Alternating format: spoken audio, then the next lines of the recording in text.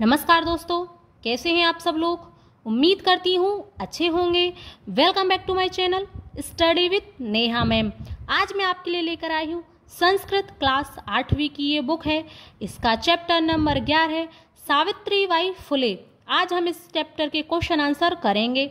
बहुत ही सरल, बहुत ही आसान तरीके से आज हम इसके क्वेश्चन आंसर करने वाले हैं। क्वेश्चन आंसरों को शुरू करने से पहले उम्मीद करती हूँ आपने इस चैप्टर का हिंदी अनुवाद अच्छे से किया होगा। यदि आप इस चैप्टर का हिंदी अनुवाद अच्छे से कर लेते हो तो आपको इसके क्वेश्चन आंसर बहुत ही आसानी, बहुत ही सरलता से याद हो जाएंगे। अब हम इसको शुरू करते हैं। एक पदेन उत्तरत, हमको एक पद में उत्तर देने हैं। कीदृशीनाम कुरीतीनाम सावित्री मुखरम विरोधम अकरोत्। किस प्रकार की कुरीतियों का सावित्रीबाई ने मुखरम खुलकर के विरोध किया। सामाजिक कुरीतीनाम सावित्री मुखरम विरोधम अकरोत्। के कूपात जलोद्भरणम अवारयन्। के यानी किन्होंने कुएं से पानी लेने से मना कर दिया। उच्च वर्गीय कूपात जलोद्भरणम अवारयन् यानी कि उच्च वर्ग की महिलाओं ने कुएं से पानी भरने से मना कर दिया। का दृढ़ निश्चयात ने विचलती। कहा कौन अपने दृढ़ निश्चय से विचलित नहीं हुई। सावित्रीबाई फुले दृढ़ निश्चयात ने विचलती। विधवानां शिरोमुंडनस्य निराकारणाय सा कई मिलितः। विधवाओं की शिरोमुंडन की जो परंपरा है उसके निवारण के लिए वह कई मिलितः किन से मिली। विधवानां शिरोमुंडनस्य निराकारणाय सह नापीतै मिलिता। सा कासां कृते प्रदेशस्य प्रथमं विद्यालयम् आरभत। सा उन्होंने किसके लिए, कासाम किसके लिए प्रदेश का प्रथम विद्यालय आरंभ किया। सा कन्यानां कृते प्रदेशस्य प्रथमं विद्यालयम् आरभत। अब देखो क्वेश्चन नंबर 2। पूर्ण वाक्येन उत्तरत, हमको पूर्ण वाक्य में उत्तर देने हैं। किम किम सहमाना सावित्रीबाई स्वे दृढ़ निश्चयात ने विचलती। क्या क्या सहती हुई भी सावित्रीबाई अपने दृढ़ निश्चय से विचलित नहीं हुई। यदा सावित्री स्वगृहात् विद्यालयं प्रति चलति तदैव जना तस्य उपरि प्रस्तरखण्डान् क्षिपन्ति स्म। इदं सहमाना सा स्वदृढ़ निश्चयात ने विचलती। यदा सावित्री, जब सावित्रीबाई स्वगृहात् अपने घर से विद्यालय के प्रति तरफ चलती है तदेव तभी जना तस्या ऊपरी सभी लोग उसके ऊपर प्रस्तर खंडान क्षिपन्ति पत्थर के टुकड़े फेंकते थे। इदम सहमाना इस प्रकार से सहती हुई वह सावित्रीबाई स्व दृढ़ निश्चयात ने विचलती ही अपने दृढ़ निश्चय से विचलित नहीं हुई। क्वेश्चन नंबर ख। सावित्रीबाई फुले महोदयायाः पित्रो नाम किम आसीत्। सावित्रीबाई फुले के पिता का नाम किम यानी कि क्या आसीत था। सावित्रीबाई फुले महोदयाया माता लक्ष्मीबाई पिता च खंडोजी आस्ताम। सावित्रीबाई फुले के माता का नाम लक्ष्मीबाई और पिता का नाम खंडोजी आस्ताम था। क्वेश्चन नंबर ग। विवाह अंतरम अपि सावित्र्याः मनसि अध्ययन अभिलाषा कथम उत्साहं प्राप्तवती। विवाह के बाद भी सावित्री के मन में पढ़ने की अभिलाषा किस प्रकार उत्साह को प्राप्त हुई। सावित्र्याः पति स्त्री शिक्षाया प्रबल समर्थक आसीत्। सावित्रीबाई के जो पति थे स्त्री शिक्षा के प्रबल समर्थक थे। अतः तस्या अध्ययनम अभिलाषा उत्साह प्राप्तवती, इसी कारण से उनकी पढ़ने की अभिलाषा उत्साह को प्राप्त हुई। क्वेश्चन नंबर घ। जलम पातुम निवार्यमाणाम नारी सह कुत्र नीतवती किंचिता कथयत। यानी कि जलम पातुम जल लेने के लिए आई हुई जो नारी, जो औरतें थी, सह कुत्र उनको सावित्रीबाई कुत्र नीतवती कहाँ ले गए, किंचित एकथयत और उनसे क्या कहा। सा तान स्त्रः निज गृहम नीतवती, वह उनको अपने घर ले गई, उन स्त्रियों को अपने घर ले गई। तड़ागम दर्शित्वा एकथयत और तालाब को दिखा करके कहा, यह चेतः यथेष्टम जलम नयतः, जितनी तुम्हारी इच्छा हो उतना जल ले लीजिए। कासां संस्थानां स्थापनायां फुले दंपतियों अवदानम महत्वपूर्णम। किन संस्थाओं की स्थापना में फुले दंपति का महत्वपूर्ण योगदान था? महिला सेवा मंडल, शिशु हत्या प्रतिबंधक गृहम इत्यादीनां संस्थानां स्थापनायां फुले दंपत्यों अवदानम महत्वपूर्णम। महिला सेवा मंडल और शिशु हत्या प्रतिबंधक गृह, इन दोनों संस्थाओं की स्थापना में फुले दंपति का महत्वपूर्ण अवदानम योगदान था। सत्यशोधक मंडलस्य उद्देश्य किम आसीत्? सत्यशोधक मंडल का उद्देश्य किम यानी कि क्या आसीत् था? सत्यशोधक मंडल का उद्देश्य क्या था?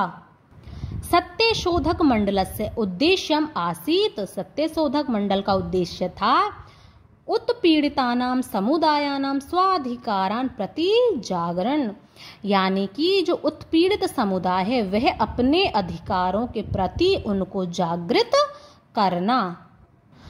तस्याः द्वयोः काव्य संकलयोः नाम्नि के, उनके दो काव्य संकलनों का नाम क्या है? तस्याः द्वे काव्य संकलनयोः नाम्नि काव्यफुले सुबोध रत्नाकर चेति। उनके दो काव्य संकलों का नाम एक तो काव्यफुले, दूसरा सुबोध रत्नाकर है। अब देखो क्वेश्चन नंबर 3। अब हमको यहाँ पर प्रश्न निर्माण करने हैं। सावित्रीबाई कन्याभिः स विनोदम आलपन्ति अध्यापने संलग्ना भवति स्म। सावित्रीबाई कन्याओं के साथ विनोदम स विनोदम प्रसन्नतापूर्वक बातें करती हुई अपने अध्ययन में संलग्न हो जाती थी। सावित्रीबाई काव्य किनके साथ प्रसन्नतापूर्वक बातें करती हुई अपने अध्ययन में संलग्न हो जाती थी। काव्य यानी कि किनके साथ, ठीक है। अब देखो, सा महाराष्ट्र से प्रथमा महिला शिक्षिका आसीत्। सा वह महाराष्ट्र की प्रथम महिला शिक्षिका आसीत् थी। कस्य, वह किसकी? सा कस्य प्रथमा महिला शिक्षिका आसीत्, वह कहाँ की प्रथम महिला शिक्षिका थी? सा स्वपतिनां सह कन्यानां कृते प्रदेशस्य प्रथमं विद्यालयम् आरभत। सा यानी कि वह अपने पति के साथ कन्याओं के लिए प्रदेश का प्रथम विद्यालय प्रारंभ करती हैं। कासाम किनके लिए? सा वह अपने पति के साथ किनके लिए प्रदेश का प्रथम विद्यालय प्रारंभ करती हैं।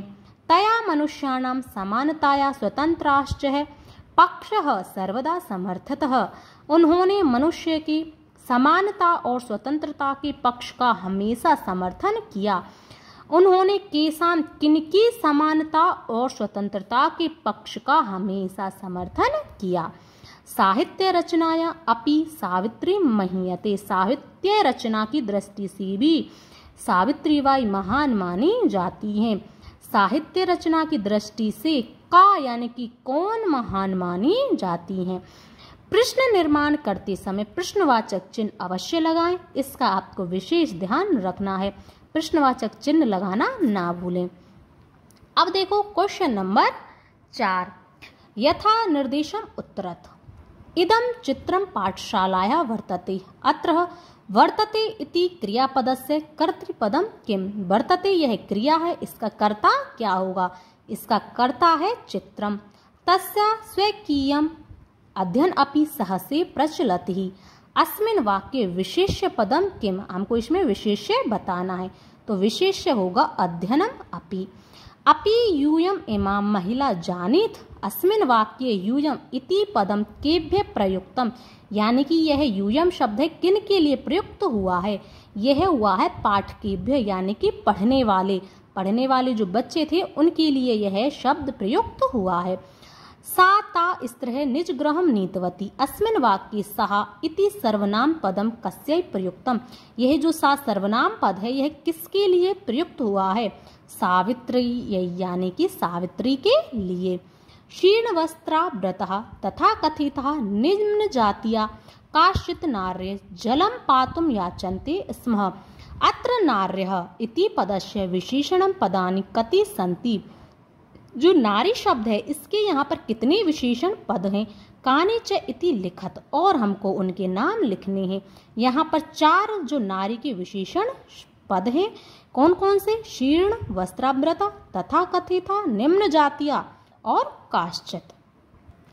क्वेश्चन नंबर 5, अधोलिखितानि पदानि आधृत्य वाक्यानि रचयत। हमको यहाँ पर ये शब्द दिए गए हैं, इनके अनुसार एक वाक्य की रचना करनी है। स्वकीयम, अहम स्वकीयम कार्यम करोमि, मैं अपना कार्य करता हूँ। से विनोदम, बालक से विनोदम लिखती, बालक प्रसन्नतापूर्वक लिखता है। सक्रिय, सह सामाजिक कार्येषु सक्रिय अस्ति, वह सामाजिक कार्यों में सक्रिय है। प्रदेशस्य है, मम प्रदेशस्य नाम राजस्थान अस्ति, मेरे प्रदेश का नाम राजस्थान है। मुखरम सावित्री, मुखरम विरोधम एकरोध, सावित्री ने खुल करके विरोध किया। सर्वथा, सा सर्वथा कन्या मार्गदर्शनम करोति स्म, वह सा यानी कि वह सावित्री बाई सर्वथा हमेशा कन्याओं का मार्गदर्शन करती थी। अब क्वेश्चन नंबर 6, अधोलिखितानि पदानि आधृत्य वाक्यानि रचयत। हमको यहाँ पर भी ये शब्द दिए गए हैं, इनके अनुसार वाक्यों की रचना करनी है। उपरि, वृक्षस्य उपरि वानरः अस्ति, वृक्ष के ऊपर बंदर हैं। आदानम, विचारणम आदानम प्रदानम कुर्यात्, विचारों का आदान प्रदान करना चाहिए। परकीयम, कन्या परकीयम धनम वर्तते, कन्या पराया धन होती है। विषमतः, भारते जनेषु विषमतः न अस्ति, भारत के लोगों में विषमता नहीं है या भेदभाव नहीं है। व्यक्तिगतम, इदम मम व्यक्तिगतम कार्य अस्ति, इदम मम यह मेरा व्यक्तिगत कार्य अस्ति है। आरोह, जीवने आरोह अवरोह एवं में प्रचलित है, जीवन आरोह अवरोह इस प्रकार से चलता है, यानी कि जीवन में उतार चढ़ाव इस प्रकार से आते रहते हैं। अब देखो, अधोलिखित पदानाम समानार्थक पदानि पाठात् चित्वा लिखत, हमको यहाँ पर इनके समानार्थक पद लिखने हैं। शिक्षणे, अध्यापने, पथि, मार्गे। देखो, पथि का अर्थ होता है रास्ता, मार्ग का अर्थ होता है, इसका भी अर्थ होता है रास्ता, ये दोनों समान अर्थ वाले हैं। समानार्थक शब्द यानी कि समान अर्थ वाले शब्द। हृदय, मनसि, इच्छा अनुसारम, यथेष्टम, योगदानम, अवदानम, निरंतरम, अविरतम। क्वेश्चन नंबर 7, अधोलिखितानाम पदानाम लिंग विभक्ति वचनम लिखत। हमको यहाँ पर पद दिए गए हैं, इनके लिंग विभक्ति और वचन हमको बताने हैं। धूलिम, स्त्रीलिंग द्वितीय विभक्ति एक वचन। नाम्नि, नपुंसकलिंग सप्तमी विभक्ति एक वचन।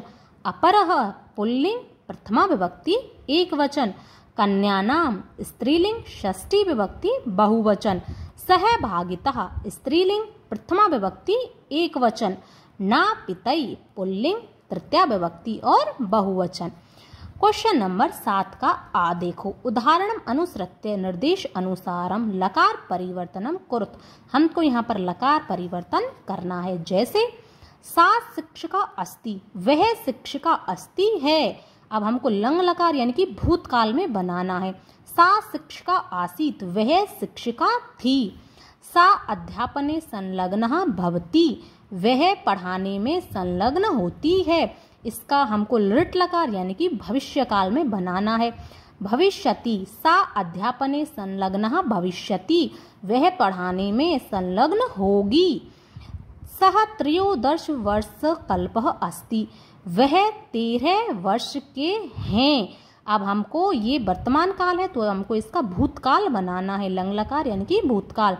सः त्रयोदश वर्ष कल्पः आसीत, वह 13 वर्ष के आसीत थे। महिला तड़ागात जलम नयंती, महिला तालाब से जल ले जाती हैं। इसका हमको लोट लकार यानी कि आज्ञार्थक बनाना है। महिला तड़ागात जलम नयंतु, महिला तालाब से जल ले जाइए। वयम प्रतिदिनम पाठम पठामः, हम सबको प्रतिदिन पाठ पढ़ना चाहिए या हम सभी प्रतिदिन पाठ पढ़ते हैं। विधिलिंग लकार में हम इसका बनाएंगे वयम प्रतिदिनम पाठम पठेम, हम सभी को प्रतिदिन पाठ पढ़ना चाहिए। यूयम किम विद्यालयम गच्छतः, क्या तुम सब विद्यालय जाते हो। हमको इसका भविष्य काल बनाना है, लृट यानी कि भविष्य काल। यूयम किम विद्यालयं गमिष्यतः? क्या तुम सभी विद्यालय गमिष्यतः जाओगे? ते बालकाः विद्यालयात् गृहं गच्छन्ति। वे सभी बालक गृहात् विद्यालय से घर को गच्छति आते हैं। तो हमको इसका भूतकाल बनाना है। ते बालकाः विद्यालयात् गृहं आगच्छन्। वे सभी बालक विद्यालय से घर आगच्छन् आ गए। ये थे आपके चैप्टर नंबर 11 के क्वेश्चन आंसर। मैंने बहुत ही अच्छे से, बहुत ही आसान तरीके से आपको क्वेश्चन आंसर करा दिए हैं। उम्मीद करती हूँ आपको पसंद आएंगे। यदि पसंद आते हैं तो वीडियो को लाइक करें, शेयर करें और चैनल को सब्सक्राइब करना ना भूलें। एक बार 2 बार इनका रिवीजन जरूर करें। जब तक आप इनका रिवीजन अच्छे से नहीं करोगे आपको ये इतनी आसानी से याद नहीं होंगे। वीडियो अगर थोड़ा सा भी पसंद आया हो तो अच्छे अच्छे कमेंट्स करें। अब हम मिलेंगे नेक्स्ट वीडियो में, तब तक के लिए धन्यवाद।